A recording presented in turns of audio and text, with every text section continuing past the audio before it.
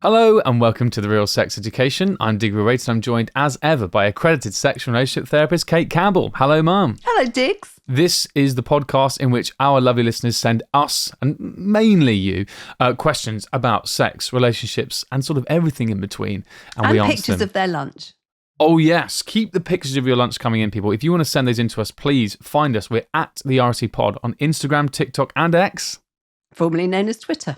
Wonderful, and you can send us your pictures of your lunch there and your questions as well. Also, we have an anonymous Google form in the bio of this episode and those social media channels that I mentioned where you can send your anonymous questions there. I know some of you like to be anonymous about this because, of course, being sex and relationships, it's sometimes quite a private subject. But there's nothing private about this episode. It's going public, we're publishing it, and we're going live now. Mum, would you like your first question of the day? Go on then. I think the subject line for this question Yeah. is, am I too old for sex? Never. Good. That's a good start. Hello, both. My question is in relation to too old for sex? Question mark. There it is. My wife is 49 and I am 56. We have 3 wonderful now adult children in their early 20s. As I've got older, I've noticed my sex drive has decreased and my ticker isn't quite the same anymore. As a man of a certain age, I do get problems with my prostate and my wife complains how I regularly need to go to the bathroom. My wife has just gone through her menopause and has since not been in the mood for sex whilst it's something I'm keen on but also don't have motivation for it. Our children are considering having their own children and we'd love to be grandparents. As me and my wife are now becoming a middle-aged couple, I'm finding myself getting erectile dysfunction and constantly needing the toilet. Me and my wife are sadly not young teenagers anymore, and we prefer to have an intimate cuddle on the sofa, on the soft, or kitchen rather than sexual intercourse. Sorry, I did read that verbatim. Our 3 children see us cuddled up together, and our eldest child said, "Aren't you too old for sex now?" Me and my wife had a serious conversation about this, and we both asked ourselves, does youth really matter when it comes to sex? We mostly have sex once every 6 months, sometimes longer. Although I'm the frisky one, my wife always says, "You only last a few minutes, so what's the point?" Thank you both for my long paragraph, and take care. So He lasted a long time there then, didn't he? yeah, it was quite long. Okay, so you kind of answered it at the top there, but I think we can break this down, as we love to, into a number of questions for you. Let's start with this. Can I ask you a question? Do you think when he says his tickers are not up to much, he means his willy? Or does he mean his heart? Yeah, that's interesting. Maybe he does mean his heart. And I think when he talks about his heart, I think he talks about his general sort of physical performance, I would imagine. Because sex is good for your heart health, isn't it? On the whole. Well, you tell me, is it? Yeah. Wow. I mean, intercourse is a very, very good form of exercise, of light exercise. It's not too strenuous. Yeah. And for most people, unless they've been actually told by a medical practitioner not to do it, it's really, really good for you. So you should. I mean, apart from all the good health hormones that you get when you have sex, and it's very good for the prostate. Ejaculating is very good for the prostate. And the exercise is good for your body. I believe you can burn up to 5 calories when you have sex if it's vigorous. 5 calories. I know.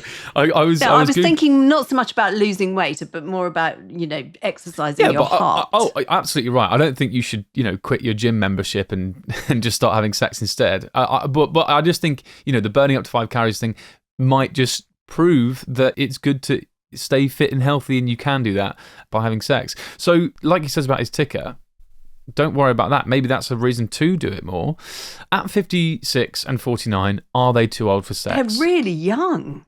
Really? They're really young, yeah. But we do, on average, and again, on average, this isn't everyone, but people do have sex less frequently as they get older. In their 20s, that's when things, the stats suggest, peak. No. But it also there's lots of different stats from different places. I mean, I think around the world, people are having less sex. Yeah, that's true. Because it's too much trouble. But for people in relationships, potentially they're having more.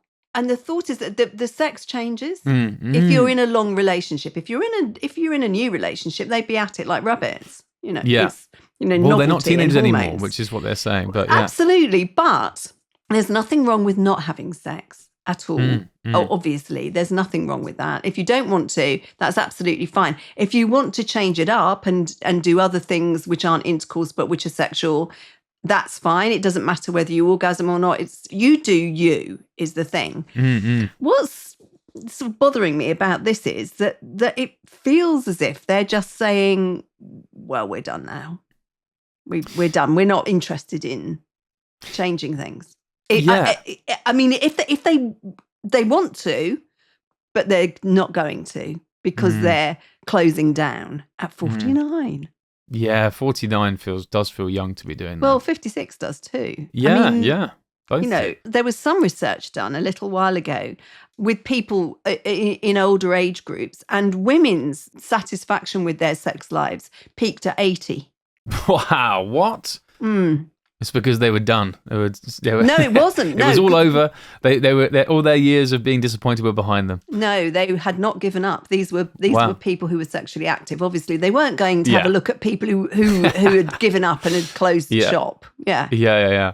So, are you too old for sex? Absolutely not. But in their current relationship, what's going on right now is they're not having sex, and they do want to be. Let's go through it bit by bit. Yeah, sure. Well, but we have 3 wonderful children. Wonderful. Now, what the children have got to do with it, I really don't know. I do think that's interesting because I almost thought about cutting some of those lines because I was like, what are they doing here? So they're maybe saying, oh, well, we've ticked the box. We've done the breeding bit. So are we allowed to give up now? But also it's like they clearly feel a pressure from their kids because it's their kids that spark the conversation. When their kids were like, oh, aren't you guys too old for sex, when they saw them cuddling? And can I just say as an aside, you mentioned intimate things that aren't having sex, and you said that it's okay to not have sex. The cuddling on the sofa, there's a lot of married couples who've had loads of kids who don't bother with that. I know. No, that's impressive that they want to do that. Exactly. And I think that even having the conversation off the back of what their kids said is good, because that's a form of communication and they're talking about it. Yeah, but I wondered whether they thought, oh, kids have brought that up. Hooray! We can have the conversation now and give up. Oh, really? Are you getting that from the author of this as well? Because as they say, and we're quite right to, we need to come up with several theories. And when you listen to this, dear listener, you can think about which one fits your situation. But maybe I'm skipping ahead a bit here. But is the wife not helping here? If she's saying, you only last a few minutes, so what's the point? You are skipping ahead, but yes, I mean, she can do one, quite honestly, saying something like that. I mean, that's just really unhelpful. Because also, can I just say as well, I wonder whether hearing that isn't helping. So the erectile that's what I mean, difficulties, let's talk about those. So when you get older, erectile difficulties may be more... They're probably not difficulties. I mean, people expect to be the way they were when they were 18. Mm-hmm. And they're not. I mean, as you get older, the erection isn't going to be as hard. It's going to maybe wear off if you're concentrating on something you're doing or, you're distracted. Doesn't mean you aren't aroused. And a lot of people will think, oh, I'm not arousing to my partner because he hasn't got an erection. But actually, he might be extremely aroused. And, lots of people do have orgasms with no erection. So that is possible as well. So, don't get too hung up on that. That's a really nice way of framing it. It's not erectile difficulties because, like you say, it's the relative framing. If you're framing it against what you were like as a rabbity teenager, then that's one thing. But we are looking now at 56. You're just working with a different tool. You'd expect it. Well, it was working with the same tool, but it. Well, yeah, but the tool is a bit older, more experienced, older and it's more experienced, and that's a really good point, because what the research says about men and sexuality is that they may have sex less often, but they enjoy it more than they did when they were younger. They savor it more. It's slower. It's more about intimacy and connection than it was. And they're more able to see it for what it is. I mean, he still seems to be at that tick in the box stage. Yeah. I need to get the job done. I'm a man. And actually, there's a lot more to it. Now, some of the giving up might be because they think there's no point. I mean, if you keep on approaching somebody and they rebuff you, then you give up in the end. And you also quell, unconsciously sometimes, just push down your arousal and your desire. So then you have no arousal and desire and you think, oh, well, that's gone. So that's physically gone. But it isn't. It's a psychological thing. You've made it happen.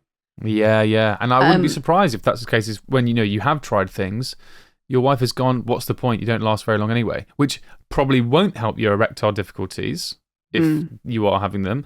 And it also maybe speaks to, an understanding of sex that is, like you say, very just like point A to point B, just precisely, like, which isn't, for her sake and yours, just like chilling out and having fun and doing stuff that isn't necessarily like get an erection, keep an erection, have a cum, and that's it. Exactly. And that's what an awful lot of people think. And I mean, if he's coming very quickly, it's probably because it's so long since the last time. He probably desires her a lot, which is nice. Yeah. So don't get hung up on that. There are so many other things you can do. And maybe if you were doing it more often, and maybe if you went again the next morning or something, maybe you'd last a bit longer. Sometimes that happens. Well, I mean, I don't want to give away an exclusive here, but we were talking off air.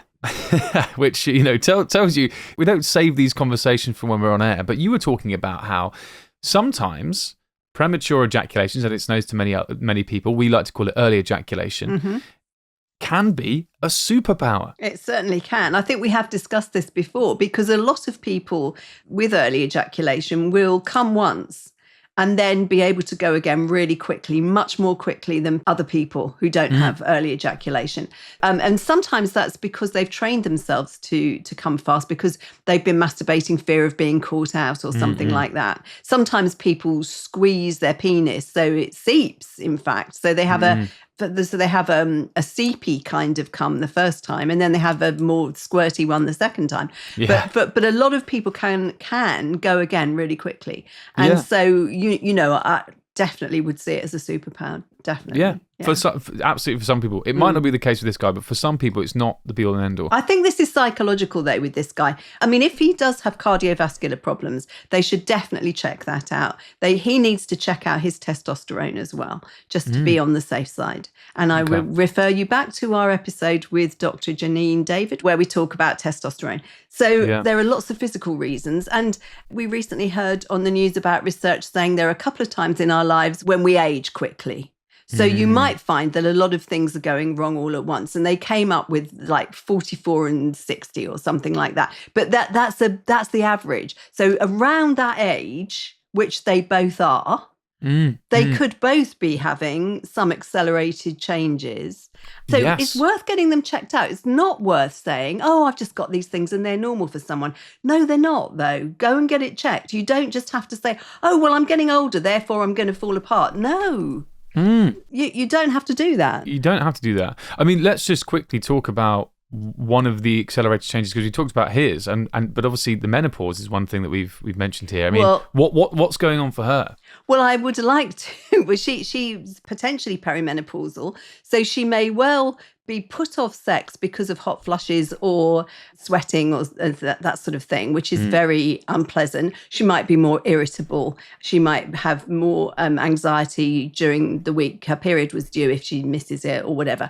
It all depends. I mean, people all have different kinds of symptoms. But the big thing, I think, for people, when they're starting to not ovulate, they do not notice that peak of desire that comes with the hormones that you release around the time you ovulate. If you don't ovulate, you don't have the hormones. So a lot of women think they've lost their desire when they actually haven't. Their desire is exactly the same as it was before. They're just not having this peak that comes with ovulation.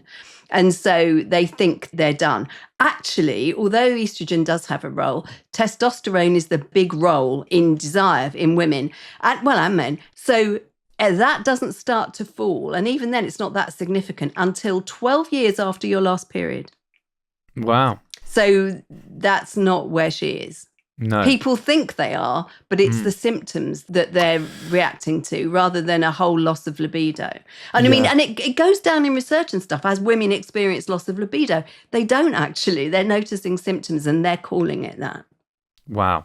Well, this is, I mean, I'm not going to lie. I'm hearing a lot of green shoots here. This sounds like good stuff. And like I say, I just want to remind people again, and just remind this lovely writer, if they're listening in, about the other shows of intimacy. The cuddling is good. I do think that you guys, I mean, we've said that maybe your wife's comments haven't been very helpful, but you know what? They may be few and far between, and it may be the kind of thing that's stuck in your head, but actually it's just something that's stuck in your head because it was said once, and it would, and I understand why that would play on you. I mean, she might have been irritable. This might have been one of the irritable weeks. And he might have been talking about sex quite a lot, and she might have been wanting to say, right, I'll say something to shut you up. Yeah. Oh, you God. bugger. Yeah. Well, I mean, and I don't think we condone that behaviour. I really don't think we can condone that behaviour. Oh, God.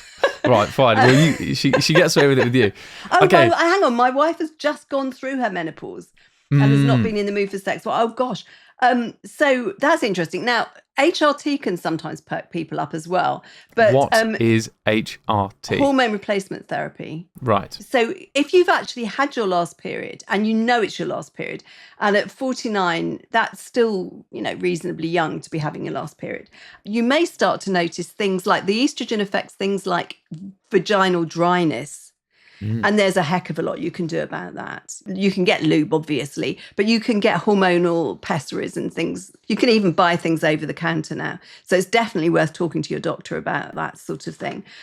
His prostate problems, if he's constantly shuffling off to the bathroom, I mean, I guess that's, and going on about it all the time, I guess that's probably a bit of a turn off.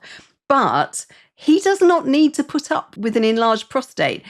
Absolutely, you should be getting that checked. You should really, really, really get that checked. Make sure it's not anything worse than an enlarged prostate, for one thing. But also, don't put up with it. Go and see your doctor. Yeah. Well, what if they have, and this is their normal? It's still treatable. Okay. Remember, our king was treated for an enlarged prostate. Wow, our king. Yes. What are next steps for these two? Because I think I think we should talk about these two as a unit, because I think they've had this initial conversation. How far that's gone in whatever direction, I'm not too sure. It doesn't sound like. I wonder. I guess they. Yeah. Sorry. I've asked you the question. I'll let you answer it. How about that? Well, no. I'm thinking. I mean, I see a lot of couples like this that just come for one session. And they just want to know what they can do, what they need to be worried about, what they shouldn't be worried about. They just want to sort of check in.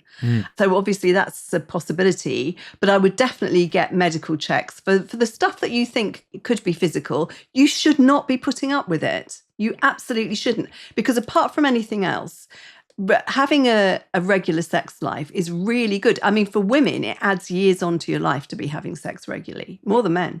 Wow. So, don't give up on that area of your relationship unless you really, really think, I can't be asked, I'm done. And I just like a cuddle on the sofa. That's absolutely fine. Nothing wrong with that. And if you change your mind, also, go back and check it out. But if you've got any physical symptoms, always get them checked. I know how hard it is to get a doctor's appointment, but seriously get them checked. And don't think, oh, well, it's only sex, that. I mean, it's not. It's also, who wants to be getting up and going to the loo all the time? Erectile dysfunction, if you've got it as well, if erectile difficulties, if you actually have them, if you are finding difficulty getting an erection, it can be a sign of heart problems or cardiovascular problems. It can be a sign of diabetes. It is very, very important. It's often the first sign of some physical conditions, which are really, really treatable. So don't let it get worse. Do not spend all the night going to the loo. Not nice, not fun. Do not spend all your time thinking, my erection's not good enough. If you're still getting morning erections, and erections when you masturbate, and that's okay, there probably isn't a problem. If you're not, there very definitely is. Because that should still be happening at your age. Right. Wow. Well, a lot to take in there. And I guess basically I think it needs a conversation about that for the both of you. And if you both want to explore and think about what the nice new normal for you both is there. Yeah. And whatever happens, if there are changes to be made, it might be worth seeing a sex therapist just for a one-off. And if you're finding it difficult to get back into being sexual again, then it is definitely worth seeing a sex therapist. Yeah. They will still send you to the doctor though. They will all do that. Oh, well, a trip to the doctor is just guaranteed at this point. Okay, wonderful. What is also guaranteed at this point is we're going to have a little break and come back with one more question after this.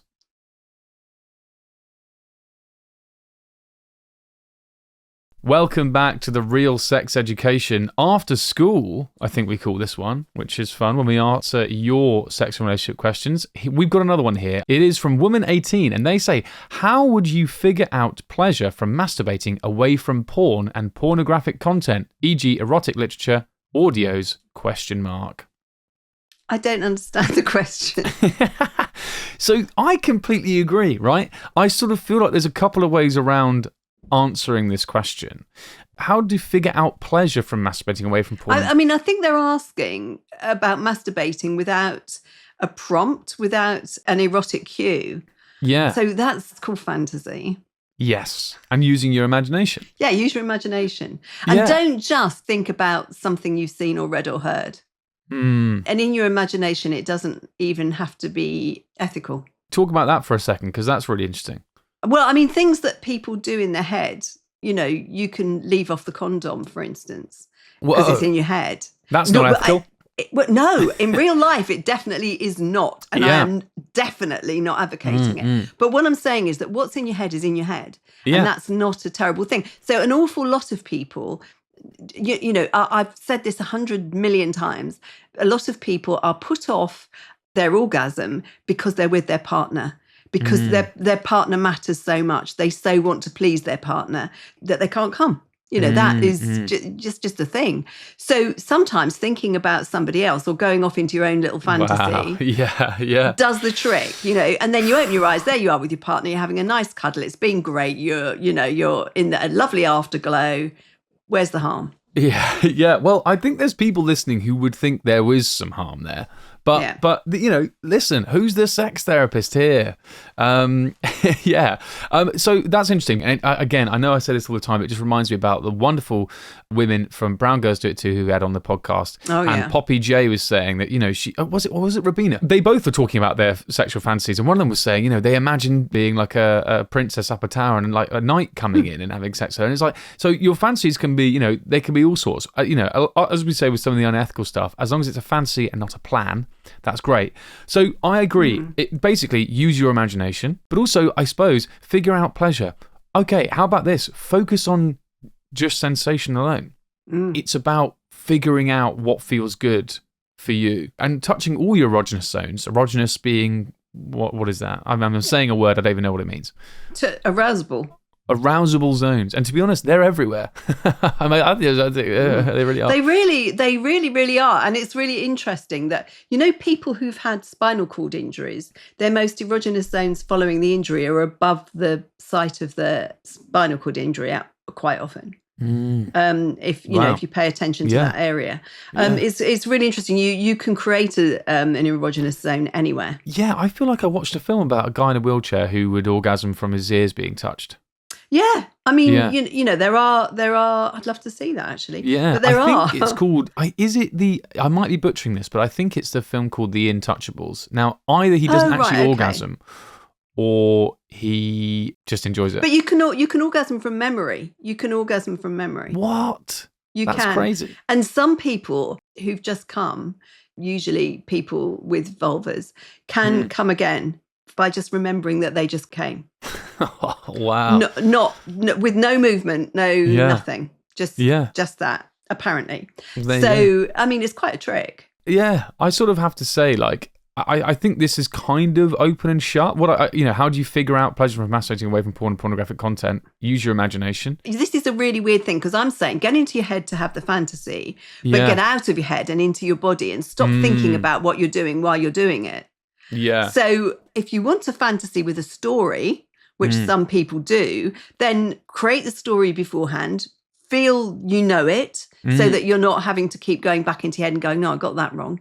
And then go with that. And be prepared to maybe, perhaps at other times, body scan, notice what you're feeling. Try playing with different textures. You know, put jelly on your arm and see what that feels like. Sort of suck some lemons or put an ice cube down your dress. You know, I don't know. Exactly. Just let your body feel. Yeah, if you're looking for other pleasure. I wonder now, reading this again, I wonder whether this person is almost looking for sort of a pure masturbatory experience. How do I figure out pleasure away from porn and pornographic content and without erotic literature, audio, etc.? I'm wondering whether they're sort of thinking that actually they should be able to masturbate without any sort of erotic thing going through their head or any sort of erotic stimuli. To do in the olden days. I mean, not going through your head. I mean, if it's fantasy. But this is what I mean. I sort of feel like I might be wrong here, but I'm sort of wondering whether they're sort of thinking, oh, well, actually, I should be able to do it without any sort of mental stimuli at all. And actually, your head and what you're thinking about and your brain is so connected to what's going on. Well, normally you have physical and mental stimuli. If you're having partnered sex, you've got both, haven't you? Yeah, of course. You've got a lot of stuff going on. Yeah. I sort of think the two things kind of need to work in tandem, right? Yeah. Well, yeah. You can be too much in your head, or you can be too much in your body. There is a balance. I mean, it's hard to be too much in your body because your head kind of sorts itself out if your body's doing all right. Exactly. And so actually, look, so that's what I'm saying, because you're saying quite rightly, scan your body, think about what sensations feel nice. You're using your brain to focus in on those moments and really focus and really feel those moments. You can't separate the two things. It can't be like you just have a completely blank head standing naked in the middle of your room, just yanking it for half an hour. That's not going to make you come. I mean, not that we should be thinking about, actually, maybe that's another thing. I can't get that image out of my head now.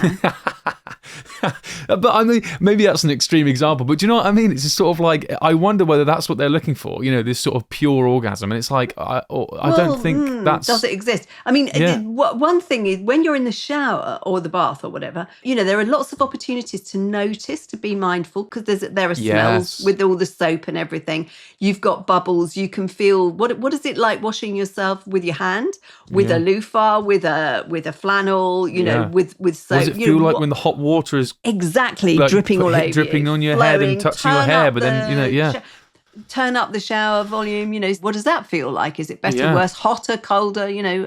It's a different experience each time. And that teaches you the sort of how to body scan and how to notice these different sensations. Teaches you to notice. There are some exercises that we give people just to notice. And if you have difficulty scanning your whole body, just go from the top to the toe and just focus on the top of your head.